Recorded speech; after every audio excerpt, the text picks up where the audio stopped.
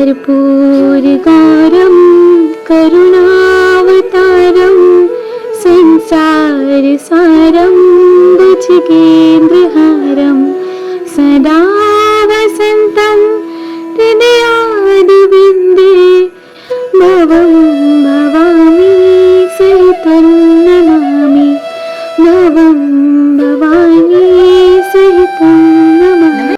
नमस्कार, राधे राधे दोस्तों, एक बार फिर से आप सभी का स्वागत है आपके अपने चैनल राजलक्ष्मी पर। तो आज की इस वीडियो में हम जानेंगे श्रावण मास महात्म्य के 8वें अध्याय की कथा। पिछले वीडियो में हमने श्रावण मास महात्म्य के 7वें अध्याय के बारे में जाना था, जिसमें था मंगला गौरी व्रत कथा और व्रत का वर्णन। तो आज के इस वीडियो में हम श्रावण मास महात्म्य के 8वें अध्याय की कथा जानेंगे। इसके पहले मैंने अध्यायों के पाठ के वीडियोस मेरे चैनल पर बना रखे हैं, जिन्हें आप मेरे चैनल पर जाकर देख सकते हैं और कथा को श्रावण कर सकते हैं। वीडियो के डिस्क्रिप्शन में मैं वीडियोस के लिंक दे दूंगी, जहां से आप उन दोनों वीडियोस को देख सकेंगे और कथा को श्रावण कर सकेंगे। तो चलिए शुरू करते हैं। श्रावण मास में किए जाने वाले बुद्ध गुरु व्रत का वर्णन। ईश्वर बोले, हे सनत कुमार, अब मैं समस्त पापों का नाश करने वाले बुद्ध गुरु व्रत का वर्णन करूंगा, जिसे श्रद्धा पूर्वक करके मनुष्य परम सिद्धि प्राप्त करता है।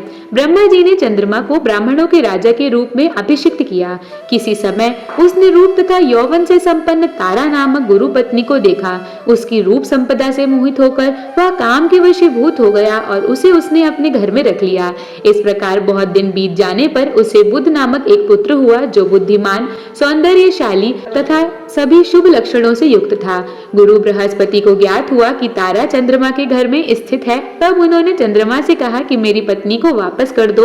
अनेक तरह से समझाने पर भी जब चंद्रमा ने तारा को वापस नहीं दिया, तब बृहस्पति ने देवताओं की सभा में जाकर देवराज इंद्र को यह वृतांत बतलाया और कहा, हे शक्र, आप देवताओं के राजा हैं, अतः अपनी आज्ञा से आप उसे दिलाए, अन्यथा उस चंद्रमा के द्वारा किया गया पाप आपको ही निसंदेह लगेगा, क्योंकि शास्त्र निर्णय के अनुसार प्रजा के द्वारा किए गए पाप को राजा भोगता है।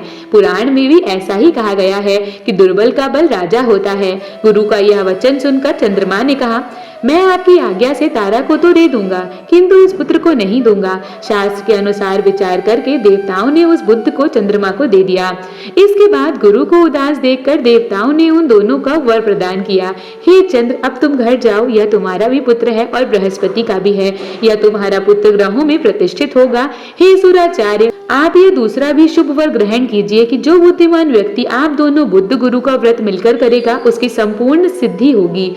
यह सत्य है, इसमें कोई संदेह नहीं है। शंकर जी के लिए अत्यंत प्रिय इस श्रावण मास में आने पर जो लोग बुधवार तथा बृहस्पतिवार को पूजन करेंगे, उन्हें सिद्धि प्राप्त होगी। इस व्रत में दही तथा भात का नैवेद्य व्रत सिद्धि के में मूल हेतु है। स्थान भेद से आप दोनों की मूर्ति लिखकर पूजन करने से भिन्न भिन्न फल प्राप्त होता है। यदि कोई हिंडोले के ऊपर स्थान पर आप दोनों की मूर्ति लिखकर पूजन करे तो वह सर्वगुण संपन्न तथा दीर्घायु पुत्र प्राप्त करेगा। यदि मनुष्य कोषागार में मूर्ति को लिखकर पूजन करता है तो उसके कोष बढ़ते हैं और वे कभी क्षय को प्राप्त नहीं होते। इस प्रकार आलय में पूजा करने से पाक वृद्धि और देवालय में पूजा करने से उनकी कृपा प्राप्त होती है। शय्यागार में लिखकर पूजा करने से स्त्री का वियोग कभी नहीं होता है। धान्यागार में लिखकर पूजा करने से धान्य की वृद्धि होती है। इस प्रकार मनुष्य उन फलों को प्राप्त करता है। इस प्रकार 7 वर्ष तक करने के बाद उद्यापन करना चाहिए। उद्यापन से पहले दिन आदिवासन करके रात्रि में जागरण करना चाहिए। सुवर्ण की प्रतिमा बनाकर विधि पूर्वक 16 उपचारों से पूजन करने के पश्चात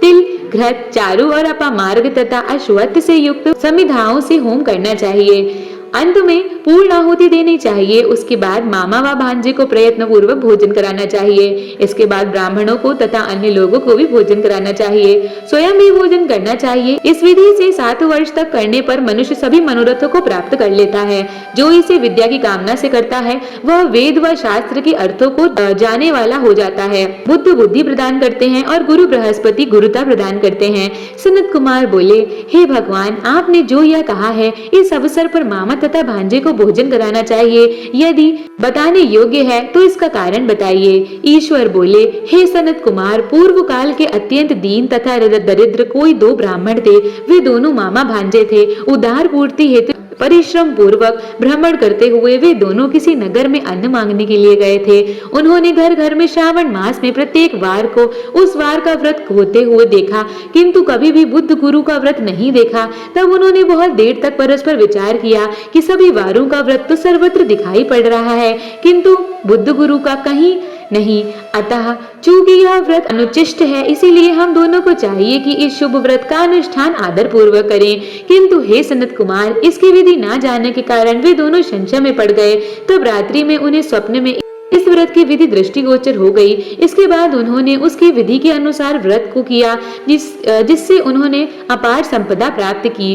इस प्रतिदिन उनकी संपत्ति बढ़ने लगी और सभी लोगों को ज्ञात भी हो गया। इस प्रकार 7 वर्ष तक करके वे पुत्र व पौत्र आदि से संपन्न हो गए। उसके बाद उनके ऊपर प्रसन्न होकर बुद्ध व गुरु प्रकट हुए और उन्होंने उन दोनों को यह वर दिया, आप दोनों ने हम दोनों के निमित्त इस व्रत को परिवर्तित किया है। अतः आज से जो कोई भी इस शुभ व्रत को करे, उस व्रत की समाप्ति पर मामा तथा भांजे को प्रयत्न पूर्वक भोजन कराना चाहिए। इस व्रत के प्रभाव से उसे सभी कामनाओं की परम सिद्धि हो जाती है और अंत में चंद्र सूर्य पर्यंत उसका हमारे लोक में वास होता है।